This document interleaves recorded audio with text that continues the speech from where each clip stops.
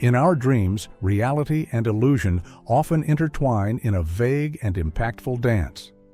The journey of this warrior begins in a dream, but soon transforms into a brutal and relentless reality. The chaotic noises, the cries, and the sound of gunfire pulled him and his brother from the depths of slumber into the heart of battle. This is not just a story of conflict, but a tale of courage, brotherhood, and a community's struggle to survive. Every detail, from the thick clouds of dust, the frantic preparations, to the elders' rallying cries for defense, paints a vivid picture of resilience and determination in the face of war. In my sleep, I dreamed that a great crowd of people were making lots of noise. Something in the noise startled me. I found myself wide awake, sitting up and listening. My brother, Yellow Hair, too, awakened, and we both jumped to our feet. A great commotion was going on among the camps. We heard shooting. We hurried out from the trees so we might see as well as hear.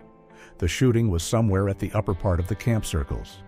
It looked as if all of the Indians there were running away toward the hills to the westward or down toward our end of the village. Women were screaming and men were letting out war cries. Through it all, we could hear old men calling, "Soldiers are here! Young men, go out and fight them!" We ran to our camp and to our home lodge. Everybody there was excited. Women were hurriedly making up little packs for flight. Some were going off northward or across the river without any packs. Children were hunting for their mothers. Mothers were anxiously trying to find their children. I got my lariat and my six-shooter. I hastened on down toward where had been our horse herd. I came across 3 of our herder boys. One of them was catching grasshoppers. The other 2 were cooking fish in the blaze of a little fire. I told them what was going on and asked them where were the horses. They jumped on their picketed ponies and dashed for the camp without answering me. Just then, I heard Bald Eagle calling out to hurry with the horses. 2 other boys were driving them toward the camp circle. I was utterly winded from the running. I never was much for running. I could walk all day, but I could not run fast nor far. I walked on back to the home lodge. My father, White Buffalo shaking off the dust, or many wounds, had caught my favorite horse from the herd brought in by the boys and Bald Eagle. I quickly emptied out my war bag and set myself at getting ready to go into battle. I jerked off my ordinary clothing. I jerked on a pair of new breeches that had been given to me by an Unk Papa Sioux. I had a good cloth shirt, and I put it on. My old moccasins were kicked off and a pair of beaded moccasins substituted for them. My father strapped a blanket upon my horse and arranged the rawhide lariat into a bridle. He stood holding my mount. "Hurry," he urged me. I was hurrying, but I was not yet ready. I got my paints and my little mirror. The blue-black circles soon appeared around my face. The red and yellow colorings were applied on all of the skin inside the circle. I combed my hair. It properly should have been oiled and braided neatly, but my father again was saying, "Hurry," so I just looped a buckskin thong about it and tied it close up against the back of my head to float loose from there. My bullets, caps, and powder horn put me into full readiness. In a moment afterward, I was on my horse and was going as fast as it could run toward where all of the rest of the young men were going. My brother already had gone. He got his horse before I got mine, and his dressing was only a long buckskin shirt fringed with Crow Indian hair. The hair had been taken from a Crow at a past battle with them. The air was so full of dust I could not see where to go, but it was not needful that I see that far. I kept my horse headed in the direction of movement by the crowd of Indians on horseback. I was led out around and far beyond the Unkpapa camp circle. Many hundreds of Indians on horseback were dashing to and fro in front of a body of soldiers. The soldiers were on the level valley ground and were shooting with rifles. Not many bullets were being sent back at them, but thousands of arrows were falling among them. I went on with a throng of Sioux until we got beyond and behind the white men. By this time, though, they had mounted their horses and were hiding themselves in the timber. A band of Indians were with the soldiers. It appeared they were Crows or Shoshones. Most of these Indians had fled back up the valley. Some were across east of the river and were riding away over the hills beyond. Our Indians crowded down toward the timber where were the soldiers. More and more of our people kept coming. Almost all of them were Sioux. There were only a few Cheyennes. Arrows were showered into the timber. Bullets whistled out toward the Sioux and Cheyennes. But we stayed far back while we extended our curved line farther and farther around the big grove of trees. Some dead soldiers had been left among the grass and sagebrush where first they had fought us. It seemed to me the remainder of them would not live many hours longer. Sioux were creeping forward to set fire to the timber. Suddenly, the hidden soldiers came tearing out on horseback from the woods. I was around on that side where they came out. I whirled my horse and ished it into a dash to escape from them. All others of my companions did the same, but soon we discovered they were not following us. They were running away from us. They were going as fast their tired horses could carry them across an open valley space and toward the river. We stopped, looked a moment, and then we whipped our ponies into swift pursuit. A great throng of Sioux also were coming after them. My distant position put me among the leaders in the chase. The soldier horses moved slowly, as if they were very tired. Ours were lively. We gained rapidly on them. I fired 4 shots with my 6-shooter. I do not know whether or not any of my bullets did harm. I saw a Sioux put an arrow into the back of a soldier's head. Another arrow went into his shoulder.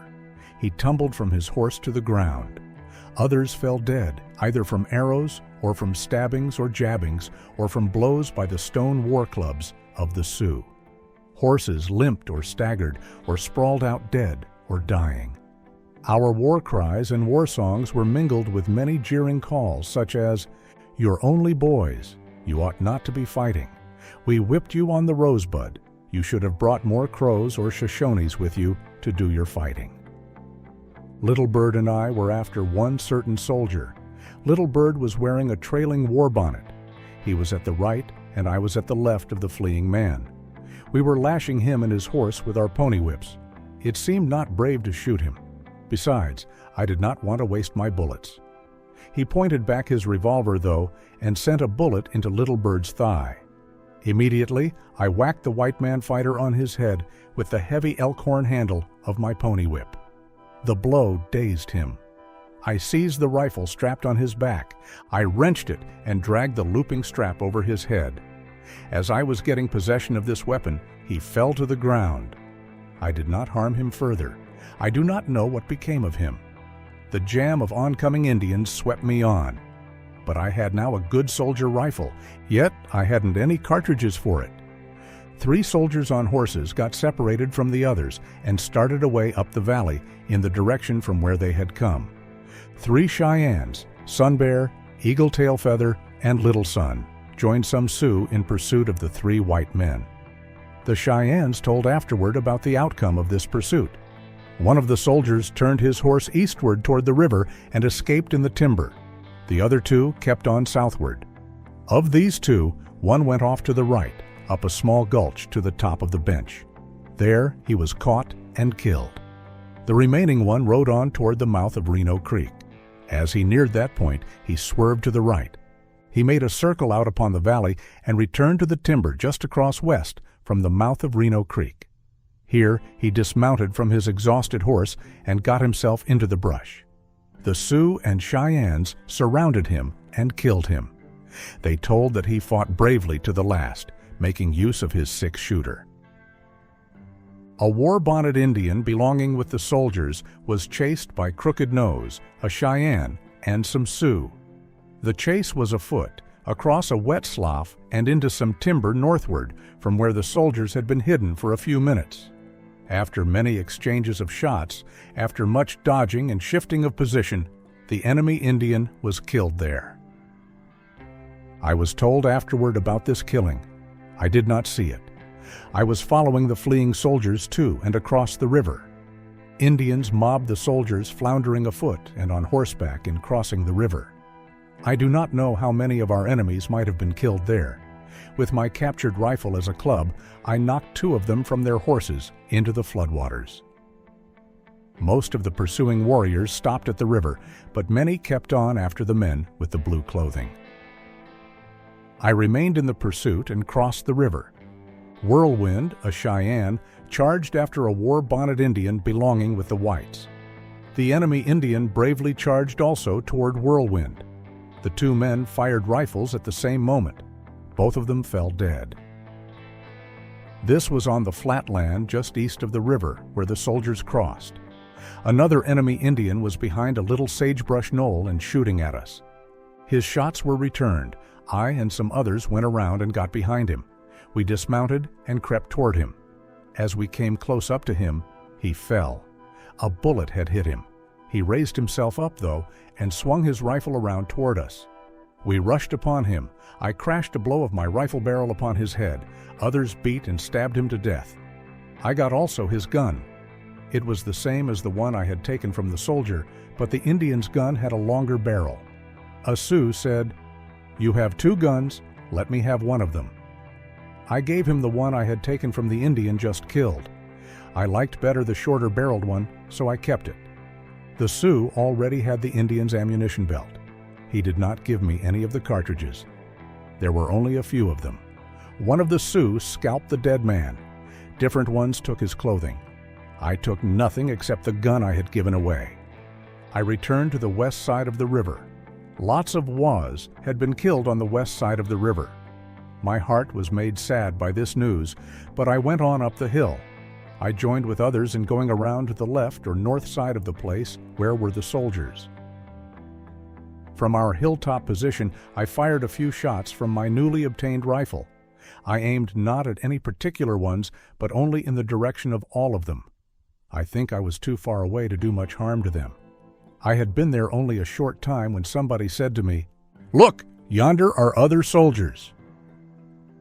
I saw them on distant hills down the river and on our same side of it. The news of them spread quickly among us. Indians began to ride in that direction. Some went along the hills, others went down to cross the river and follow the valley. I took this course. I guided my horse down the steep hillside and forded the river. Back again among the camps, I rode on through them to our Cheyenne circle at the lower end of them. As I rode, I could see lots of Indians out on the hills across on the east side of the river and fighting the other soldiers there. I do not know whether all of our warriors left the first soldiers or some of them stayed up there. I suppose, though, that all of them came away from there, as they would be afraid to stay if only a few remained. Not many people were in the lodges of our camp. Most of the women and children and old Cheyennes were gone to the west side of the valley or to the hills at that side. A few were hurrying back and forth to take away packs. My father was the only person at our lodge. I told him of the fight up the valley. I told him of my having helped in the killing of the enemy Indian and some soldiers in the river. I gave to him the tobacco I had taken. I showed him my gun and all of the cartridges. "You have been brave," he cheered me. "You have done enough for one day. Now you should rest." "No, I want to go and fight the other soldiers," I said. "I can fight better now with this gun." "Your horse is too tired," he argued. "Yes, but I want to ride the other one." He turned loose my tired horse and roped my other one from the little herd being held inside the camp circle. He blanketed the new mount and arranged the lariat bridle. He applied the medicine treatment for protecting my mount. As he was doing this, I was making some improvements in my appearance, making the medicine for myself. I added my sheath knife to my stock of weapons. Then I looked a few moments at the battling Indians and soldiers across the river on the hills to the northeastward. More and more Indians were flocking from the camps to that direction. Some were yet coming along the hills from where the first soldiers had stopped. The soldiers now in view were spreading themselves into lines along a ridge. The Indians were on lower ridges in front of them, between them and the river, and were moving on around up a long coulee to get behind the white men. "Remember, your older brother already is out there in the fight," my father said to me. "I think there will be plenty of warriors to beat the soldiers, so it is not needful that I send both of my sons. You have not your shield nor your eagle wing bone flute. Stay back as far as you can and shoot from a long distance. Let your brother go ahead of you." 2 other young men were near us. They had their horses and were otherwise ready, but they told me they had decided not to go. I showed them my captured gun and the cartridges. I told them of the tobacco and the clothing and other things we had taken from the soldiers up the valley. This changed their minds. They mounted their horses and accompanied me.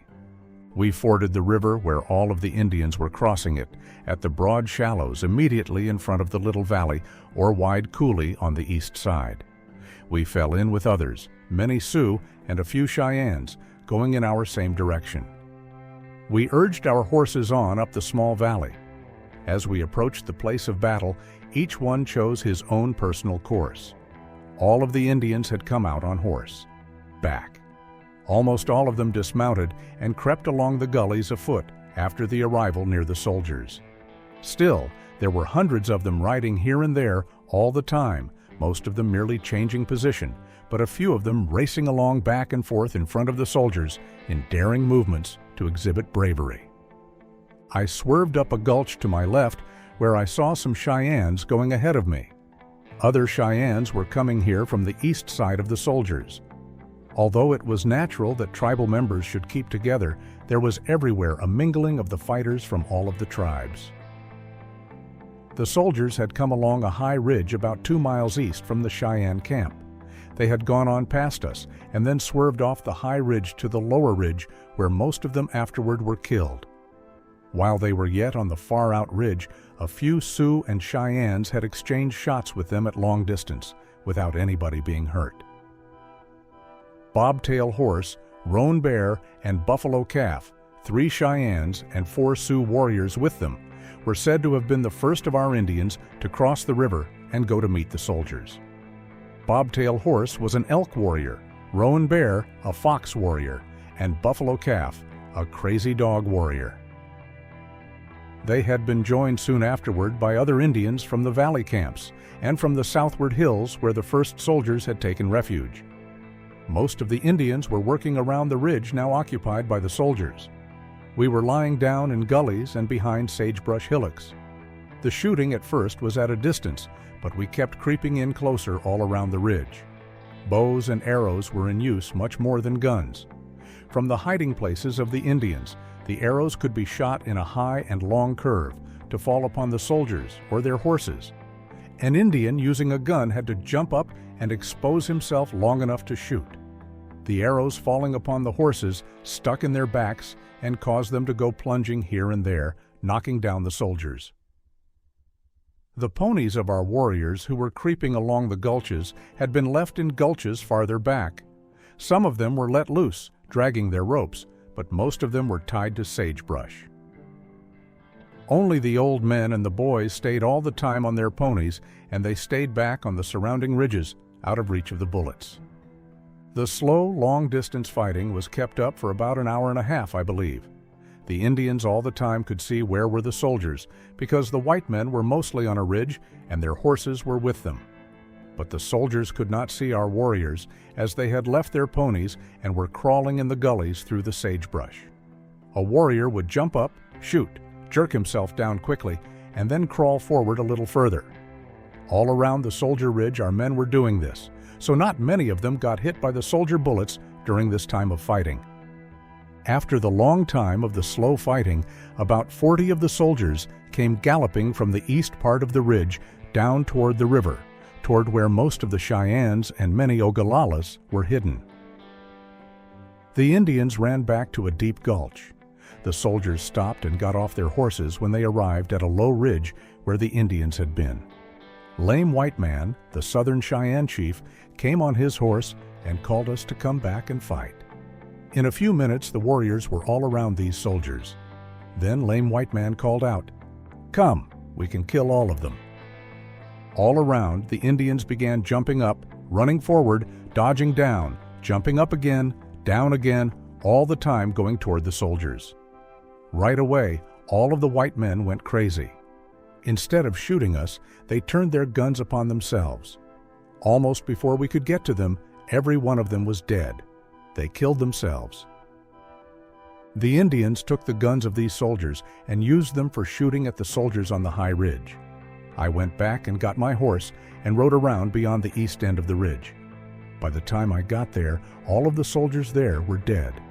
The Indians told me that they had killed only a few of those men, that the men had shot each other and shot themselves.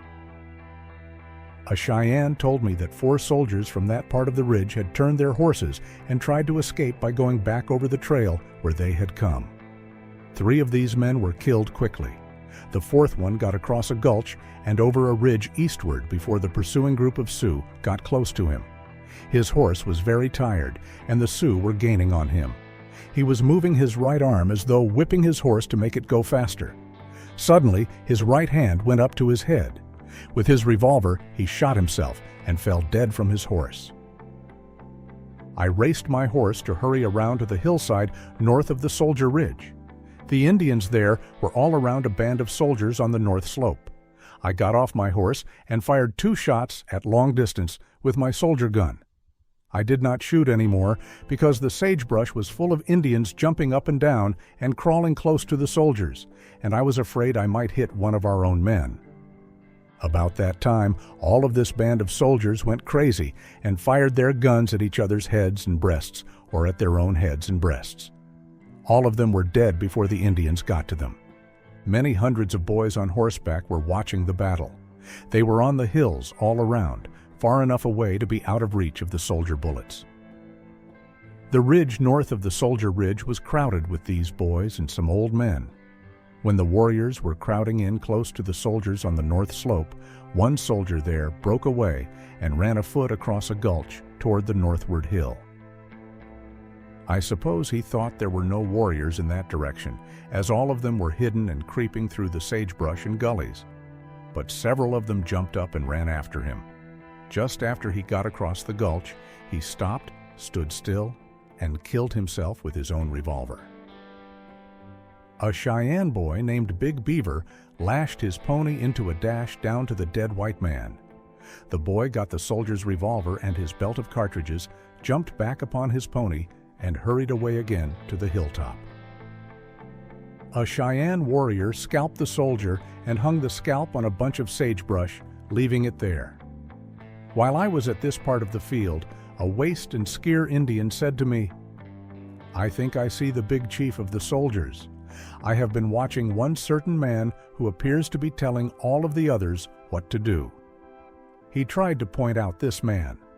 But just then, another bunch of soldier horses went running wildly among them, kicking up a great dust and knocking down or jostling the men.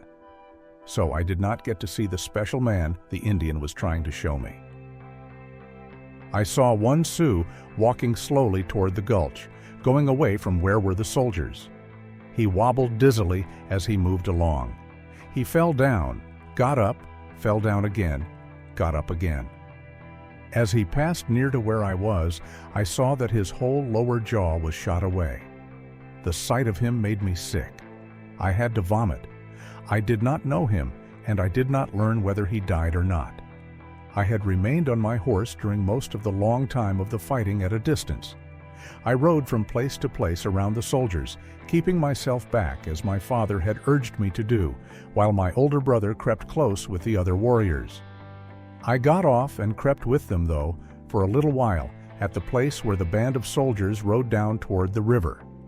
After they were dead, I got my horse and mounted again. I stayed mounted until I got around into the gulch north from the west end of the Soldier Ridge. By this time, all of the soldiers were gone, except a band of them at the west end of the ridge. They were hidden behind dead horses.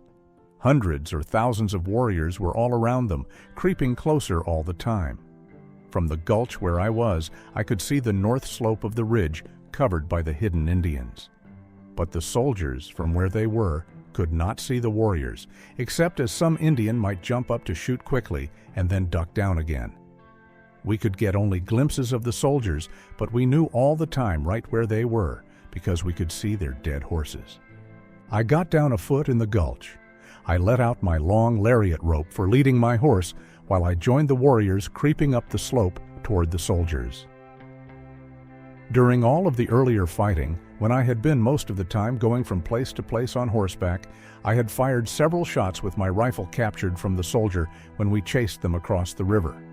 I also had used my 6-shooter. I had replaced the 4 bullets expended during the chase of the first soldiers in the valley. In this second battle, I used up the 6, reloaded the 6-shooter, and fired all of these additional 6 shots at the soldiers. But it is hard to shoot straight when on horseback, especially when there is much noise and much shooting and excitement, as the horse will not stand still. When I went crawling up the slope, I could lie down and shoot. I could not see any particular soldier to shoot at, but I could see their dead horses, where the men were hitting. So I just sent my bullets in that direction. A Sioux, wearing a war bonnet, was lying down behind a clump of sagebrush on the hillside, only a short distance north of where now is the big stone having the iron fence around it. He was about half the length of my lariat rope up ahead of me. Many other Indians were near him. Some boys were mingled among them to get in quickly for making coup blows on any dead soldiers they might find. A Cheyenne boy was lying down right behind the war bonnet Sioux. The Sioux was peeping up and firing a rifle from time to time. At one of these times, a soldier bullet hit him exactly in the middle of the forehead. His arms and legs jumped in spasms for a few moments, then he died. The boy quickly slid back down into a gully, jumped to his feet, and ran away. A soldier on a horse suddenly appeared in view, back behind the warriors who were coming from the eastward along the ridge. He was riding away to the eastward as fast as he could make his horse go. It seemed he must have been hidden somewhere back there until the Indians had passed him. A band of the Indians, all of them Sioux, I believe, got after him. I lost sight of them when they went beyond a curve of the hilltop. I suppose, though, they caught him and killed him. The shots quit coming from the soldiers. Warriors who had crept close to them began to call out that all of the white men were dead. All of the Indians then jumped up and rushed forward. All of the boys and old men on their horses came tearing into the crowd. The air was full of dust and smoke. Everybody was greatly excited. It looked like thousands of dogs might look if all of them were mixed together in a fight.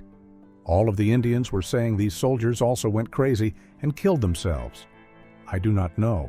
I could not see them, but I believe they did so. 7 of these last soldiers broke away and went running down the coulee sloping toward the river from the west end of the ridge. I was on the side opposite from them, and there was much smoke and dust, and many Indians were in front of me, so I did not see these men running, but I learned of them from the talk afterward. They did not get far, because many Indians were all around them. It was said that these 7 men, or some of them, killed themselves. I do not know, as I did not see them. After the great throng of Indians had crowded upon the little space where had been the last band of fighting soldiers, a strange incident happened. It appeared that all of the white men were dead, but there was one of them who raised himself to a support on his left elbow. He turned and looked over his left shoulder, and then I got a good view of him. His expression was wild, as if his mind was all tangled up, and he was wondering what was going on here. In his right hand, he held his 6-shooter. Many of the Indians near him were scared by what seemed to have been a return from death to life. But a Sioux warrior jumped forward, grabbed the 6-shooter, and wrenched it from the soldier's grasp. The gun was turned upon the white man, and he was shot through the head. Other Indians struck him or stabbed him. I think he must have been the last man killed in this great battle where not one of the enemy got away. This last man had a big and strong body. His cheeks were plump. All over his face was a stubby black beard. His mustache was much longer than his other beard, and it was curled up at the ends. The spot where he was killed is just above the middle of the big group of white stone slabs now standing on the slope southwest from the big stone. I do not know whether he was a soldier chief or an ordinary soldier. I did not notice any metal piece nor any special marks on the shoulders of his clothing, but it may be they were there. Some of the Cheyennes say now that he wore 2 white metal bars, but at that time we knew nothing about such things. One of the dead soldier bodies attracted special attention. This was one who was said to have been wearing a buckskin suit. I had not seen any such soldier during the fighting. When I saw the body, it had been stripped and the head was cut off and gone. Across the breast was some writing made by blue and red coloring into the skin. On each arm was a picture drawn with the same kind of blue and red paint. One of the pictures was of an eagle having its wings spread out. Indians told me that on the left arm had been strapped a leather packet having in it some white paper and a lot of the same kind of green picture paper found on all of the soldier bodies.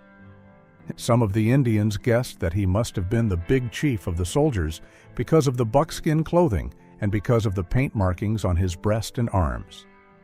But none of the Indians knew then who had been the big chief. They were only guessing at it. The sun was just past the middle of the sky. The first soldiers up the valley had come about the middle of the forenoon. The earlier part of the fighting against these second soldiers had been slow, all of the Indians staying back and approaching gradually. At each time of charging, though, the mix-up lasted only a few minutes. I took one scalp.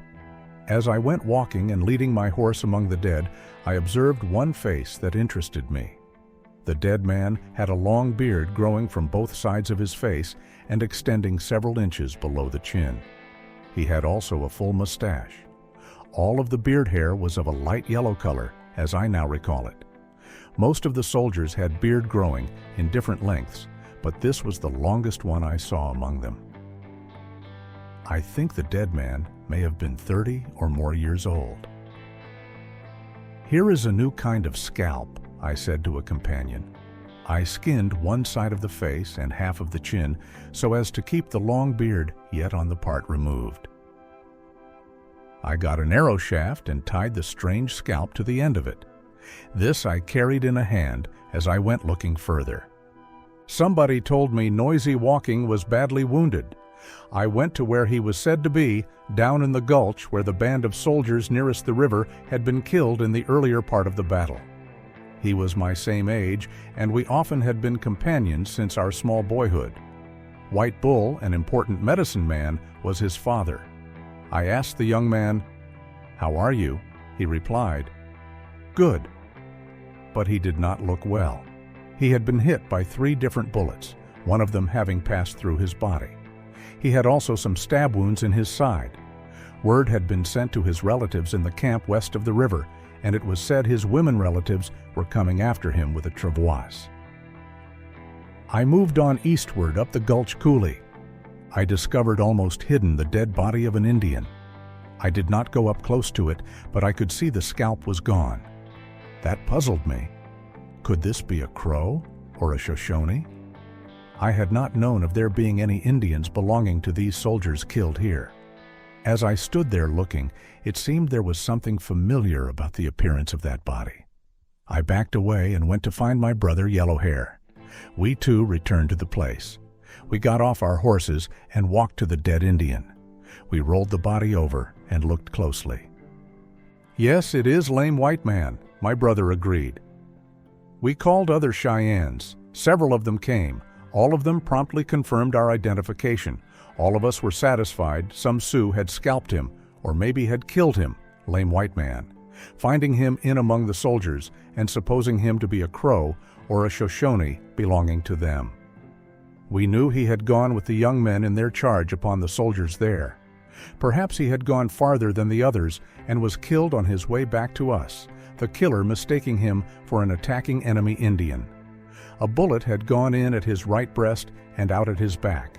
He also had many stab wounds. He was still dressed in his best clothing, none of it having been taken. The Cheyennes never made any inquiries among the Sioux concerning the case. We just kept quiet about it. My brother took the blanket from his horse and covered the body of the favorite Cheyenne warrior chief. A young man hurried away to go across the river and tell his people. When I came back to the place an hour or so afterward, the dead man's wife and 3 or 4 women helpers had come with a horse dragging a travois. 4 of us young men rolled the body into the blanket and put it upon the buffalo hide stretched across the lodge poles. The women set off with it toward the river. I helped likewise in putting my friend Noisy Walking upon the swinging bed when his father and mother and other women came after him. Judging by his appearance then, this was the last good act I ever should do for him. Various groups of women, many more of the Sioux than of the Cheyennes, were on the field searching for and taking away their dead and wounded men. 2 Sioux had been killed in this same first charge upon the soldiers. I did not like to hear the weeping of the women. My heart that had been glad because of the victory was made sad by thoughts of our own dead and dying men and their mourning relatives left behind. I noticed decorations on the shoulders and stripes on the arms of some of the soldier coats. I did not think of their meanings. I did not hear any of the Indians there talk about any meanings for these special marks. If I thought about it at all, I may have thought these were particular medicine ways the soldiers had for preparing themselves. It was a long time after that day before I learned that the wearers of these were the soldier chiefs. Each Indian horse used for going into the battle had only a blanket strapped upon its back and a lariat rope about the neck. In riding, the lariat was looped into the horse's mouth, or was looped over the head and then into the mouth for a bridle. The surplus of the long rope was coiled and tucked into the rider's belt. If a man fell from his horse, the coil would be jerked from his belt, so he would not be dragged. Also, the uncoiling as the horse might move away would leave a long rope trailing after it, so it was easy to recapture the animal. That was the regular Indian way of riding. War bonnets were worn by 12 Cheyennes among the 300 or more of our warriors in the battle. It may be I have forgotten a few of them, but as I recollect it, our war bonnet men on that day were these: Crazy Head, Crow Necklace, Little Horse, Wolf Medicine, White Elk, Howling Wolf, Braided Locks, Chief Coming Up, Mad Wolf, Little Shield, Sun Bear, and White Body. 3 of these were little warrior chiefs. 10 of the war bonnets had trails. Sun Bear had a single buffalo horn projecting out from the front of his forehead band. Crazy Head was a big chief of the tribe, had been a great fighter in past times, but was not now a warrior chief. While he had on his war bonnet here, I suppose he stayed in the background and let the young men do the fighting. Chief Lame White Man was not wearing a war bonnet on this occasion. It was not usual for a man of his high standing to go into the battle as he did. I suppose he did so because he hadn't there any son to serve as a warrior. Not any Cheyenne fought naked in this battle. All of them who were in the fight were dressed in their best, according to the custom of both the Cheyennes and the Sioux. Of our warriors, Sun Bear was nearest to nakedness. He had on a special buffalo horn headdress. I saw several naked Sioux, perhaps a dozen or more. Of course, these had special medicine painting on the body. 2 different Sioux I saw wearing buffalo head skins and horns, and one of them had a bear's skin over his head and body. These 3 were not dressed in the usual war clothing. It is likely there were others I did not see. Perhaps some of the naked ones were no-clothing Indians. A dead Unkpapa Sioux received something of the same kind of mistaken attention given to our lame white man. The dead Sioux was mixed in with dead bodies of the soldiers. An Arapaho and a no-clothing Indian supposed him to be a Crow or a Shoshone belonging to the white men fighters. They jabbed spears many times into the body. They were much embarrassed when they learned of their mistake. I found a metal bottle as I was walking among the dead men. It was about half full of some kind of liquid. I opened it and found that the liquid was not water. Soon afterward, I got hold of another bottle of the same kind that had in it the same kind of liquid. I showed these to some other Indians. Different ones of them smelled and sniffed. Finally, a Sioux said, "Whiskey." Bottles of this kind were found by several other Indians. Some of them drank the contents. Others tried to drink, but had to spit out their mouthfuls. Bobtail Horse got sick and vomited soon after he had taken a big swallow of it. It became the talk that this whiskey explained why the soldiers became crazy and shot each other and themselves instead of shooting us. One old Indian said, though, that there was not enough whiskey gone from any of the bottles to make a white man soldier go crazy. We all agreed then that the foolish actions of the soldiers must have been caused by the prayers of our medicine men. I believed this was the true explanation.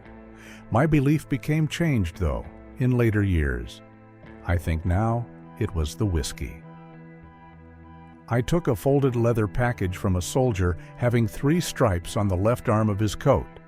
It had in it lots of flat pieces of paper having pictures or writing I did not then understand. The paper was of green color.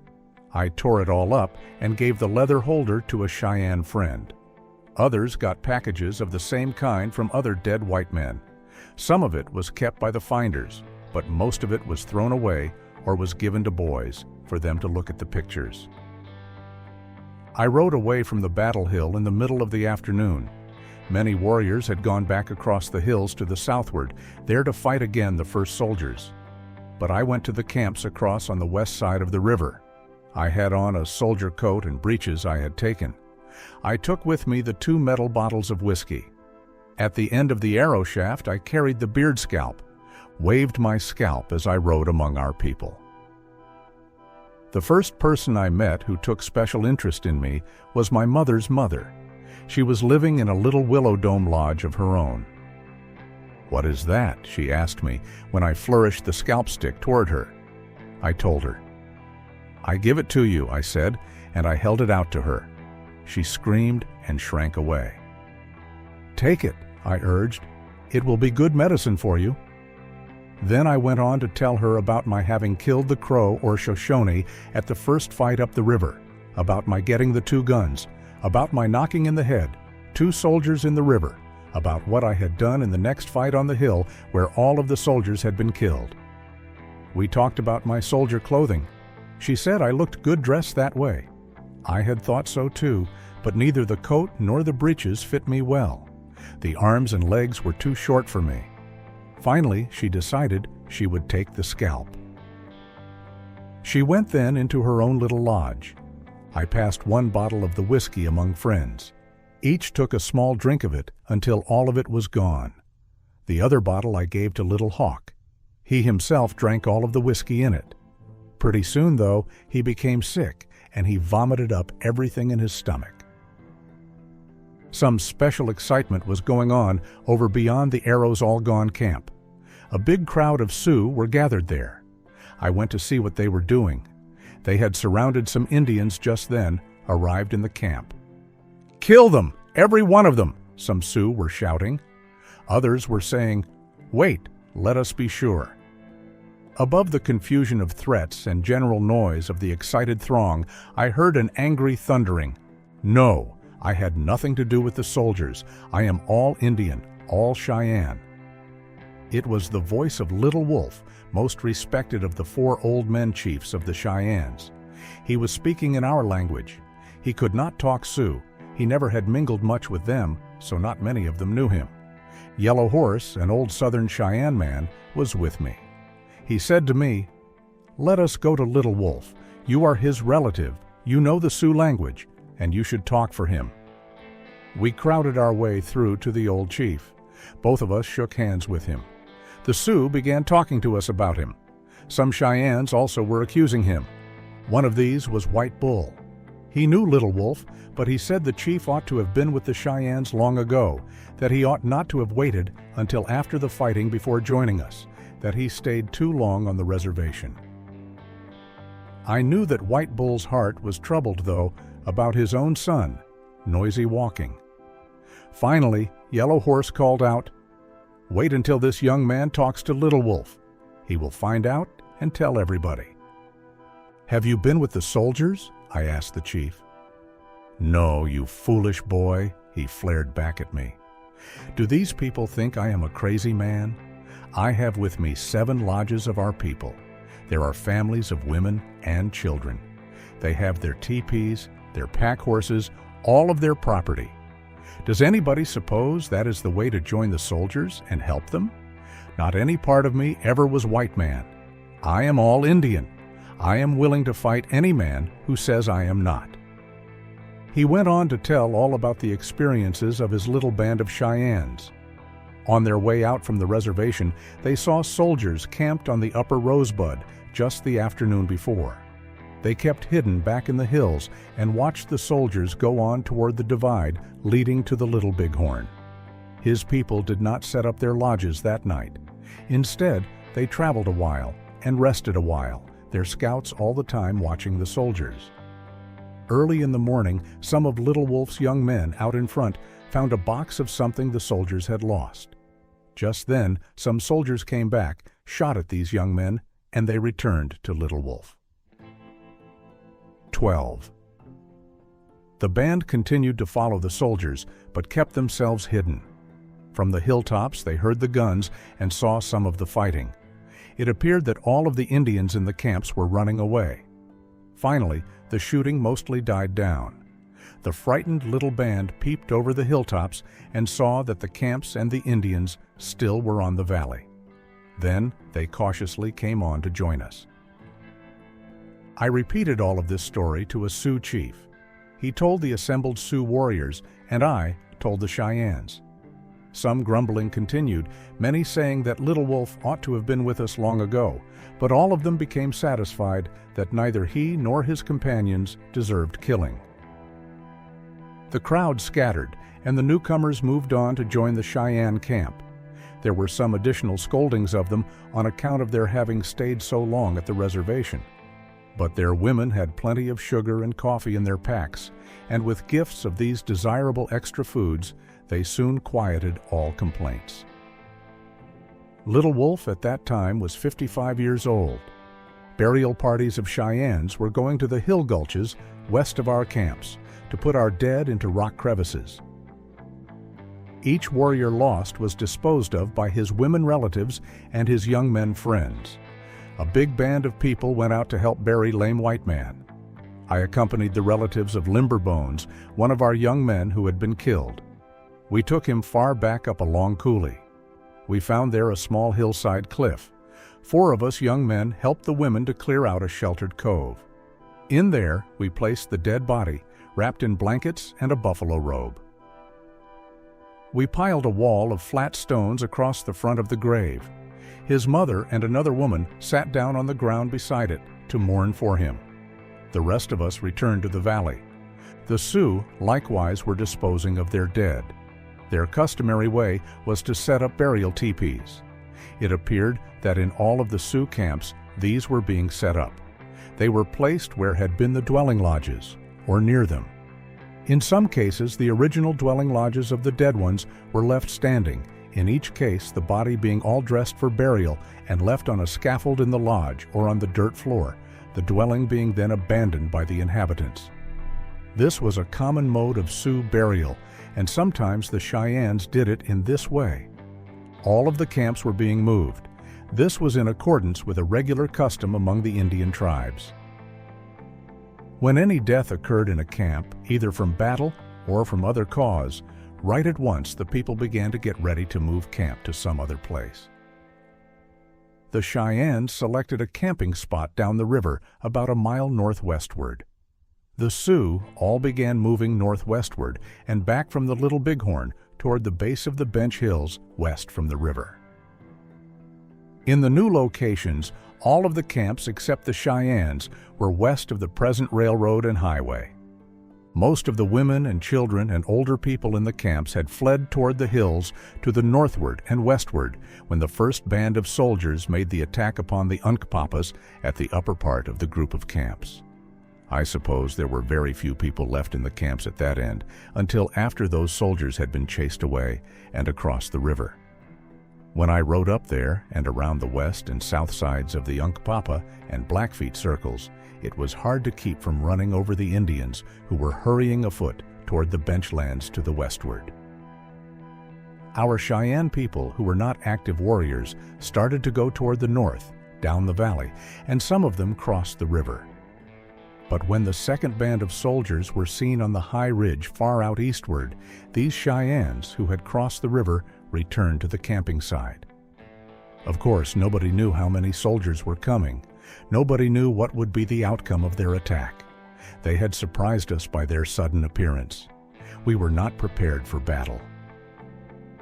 At the first time of the flight from the camps, many women and some of the men seized small packs of food or other precious possessions and carried them away. The fleeing ones stopped on the benchlands west of where had been their camp circles. They stayed there and watched the fighting. After a little while, since no more of the soldiers had come to that side of the river, people began hurrying to the camps, quickly gathering up other things, then hurrying back to the hilltops. Later, as none of our warriors were returning, it became evident that we were winning the contest. Our people then became more confident. The old men who were making medicine prayers for our success added words of encouragement to the waiting families. Throngs of women now were busy going back and forth between the old and the new camp positions. They were carrying water from the river and wood from the timber. All of the lodges not abandoned were taken down. Most of them were packed, not set up in the new spots of location. The poles were wrapped, the buffalo skin coverings were put into bundles. Packs were made up, all put into readiness for quick movement elsewhere, if need be. Only the cooking pots and other essential articles were left in use. The women went by hundreds to cut willows for making little skeleton dome shelters in substitution for the regular teepee lodges kept packed. It had not rained here during all of that day, but rain might come at any time. Not all of the Indians, though, prepared shelters. Many depended only upon robes for shielding them if shielding should become needful. The lodges of Mourning Cheyennes were torn or cut to pieces or burned, and their furnishings were cast away. These bereft people, according to our customs, now had to live during their time of mourning without any lodge or any property of their own. They dwelt outside or with hospitable friends. The poles and skins of any travois used to carry dead bodies were also thrown away. Sometimes the horses used to drag the travois of a dead person were killed or were turned loose to be captured by whoever might want them. After sundown, I visited Noisy Walking. He was lying on a ground bed of buffalo robes under a willow dome shelter. His father, White Bull, was with him. His mother sat just outside the entrance. I asked my friend, "How are you?" He replied, "Good, only I want water." I did not know what else to say, but I wanted him to know that I was his friend and willing to do whatever I could for him. I sat down upon the ground beside him. After a little while, I said, "You were very brave." Nothing else was said for several minutes. He was weak. His hands trembled at every move he made. Finally, he said to his father, "I wish I could have some water, just a little of it." "No, water will kill you." White Bull almost choked as he said this to his son, but he was a good medicine man and he knew what was best. As I sat there looking at Noisy Walking, I knew he was going to die. My heart was heavy, but I could not do him any good, so I excused myself and went away.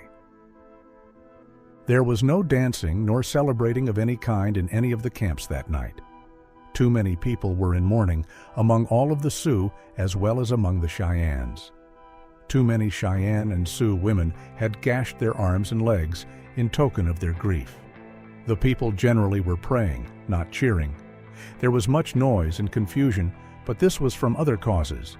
Young men were going out to fight the first soldiers, now hiding themselves on the hill across the river from where had been the first fighting during the morning. Other young men were coming back to camp after having been over there shooting at these soldiers.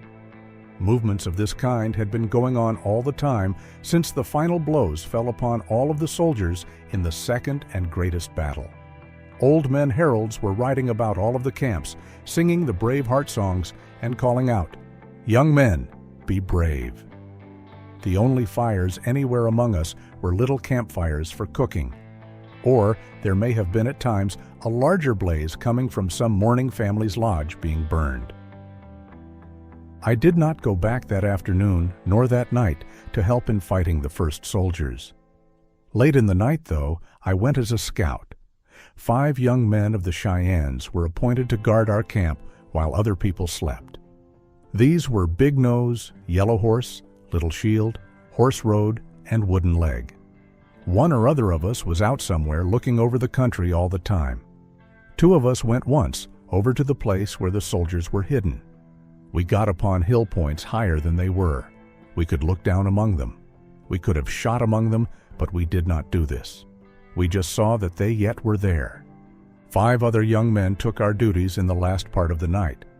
I was glad to be relieved. I did not go to my family group for rest. I let loose my horse and dropped myself down upon a thick pad of grassy sod.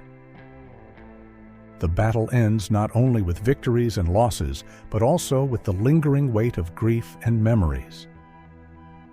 The warrior and his comrades return, bearing the scars of their ordeal and the heavy burden of irreplaceable losses. Tales of bravery, the loss of loved ones, and solemn rituals to honor the fallen remind us that war is more than just blood and fury. It is the closing of one harrowing day, but also the beginning of new chapters in their struggle for survival and cultural identity. Amidst the dim glow of campfires, the community gathers in silence, praying for the souls of the departed, while resolutely preparing to continue their fight for the future.